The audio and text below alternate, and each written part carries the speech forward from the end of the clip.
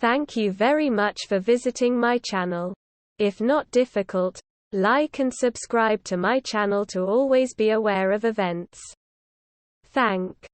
Ronnie Wood and Pattie Boyd reunited on Tuesday night for the launch of the model's new book. The old friends, and former flames, cozied up for photos at London's The Lower Third to celebrate Pattie's memoir My Life in Pictures, for which the Rolling Stones legend Ronnie has written the foreword.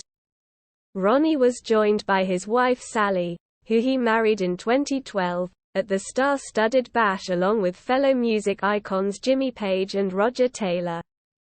Pattie, 78, and Ronnie, 75, have been friends for 5 decades, and had a brief affair in the early 70s, when Pattie was married to George Harrison.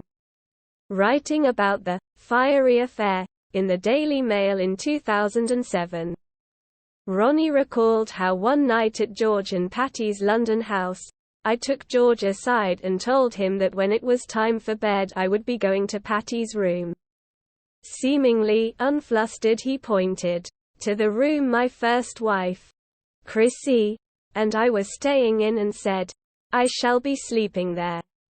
When the time came, the two of us stood on the landing outside the respective bedrooms.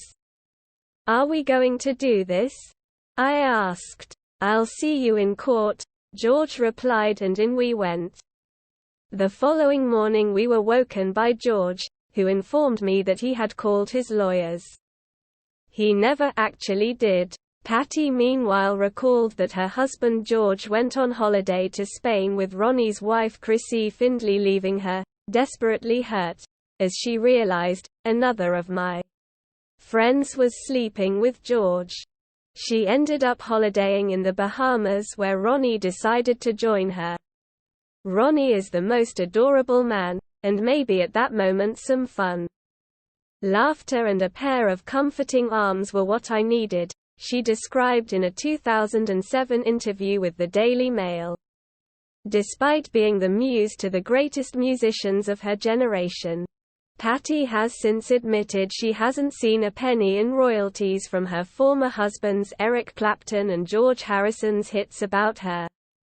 Pattie married softly spoken Beatles guitarist Harrison in 1966, 2 years after meeting on the set of the band's first feature-length film, A Hard Day's Night. But she would then be doggedly pursued by an infatuated Clapton, a close friend of the couple and a Beatles collaborator, having provided lead guitar on Harrison's 1968 hit While My Guitar Gently Weeps, with the pair eventually marrying themselves in 1979. However, Clapton's then unrequited obsession with the model, who would rebuff his proclamations of love to remain with Harrison until his own repeated infidelities led to their divorce in 1974, would provide the inspiration for one of the rocker's biggest hits, Layla. Released during his short-lived period with Derek and the Dominoes in 1970. The iconic track served as the foundation for the band's one and only album, Layla and Other Love Stories, and has since become a stalwart of the classic rock canon. A paean to unrequited love.